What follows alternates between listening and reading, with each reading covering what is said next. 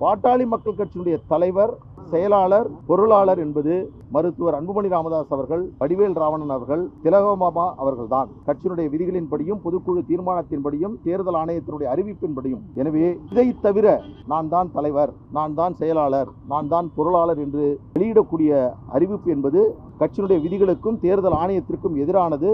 அதை அடிப்படையாக கொண்டு பாட்டாளி மக்கள் கட்சியினுடைய நிர்வாகிகள் என்ற அடிப்படையில் நீங்கள் எந்த செய்தியும் வெளியிட வேண்டாம் என்பதை உங்களிடம் அன்பு வேண்டுகோளாக இந்த நேரத்தில் வைக்கின்றோம். கட்சியினுடைய நிறுவனர் மருத்துவர் ஐயா அவர்கள் அவர் நிறுவனராக தொடர்கிறார், அதில் எந்த மாற்று கருத்தும் இல்லை. ஆனால் அதே வேளையில் மற்ற பணிகள் மாற்றப்பட்டதாகவும், வேறு பொறுப்பாளர்கள் நியமிக்கப்பட்டதாகவும், அவர்கள் சில நடவடிக்கைகள் மேற்கொள்ளப்பட்டதாகவும், அவர்கள் அறிவிப்பு வெளியிட்டதாகவும் தொடர்ந்து செய்திகள் வந்து கொண்டிருக்கிறது. நேற்று கூட ஒரு அறிவிப்பு, கட்சியினுடைய பொதுச் செயலாளர் என்ற பெயரில் ஒரு அறிவிப்பு நீங்கள் எல்லாம் அது செய்தியாக வெளியிட்டீர்கள்.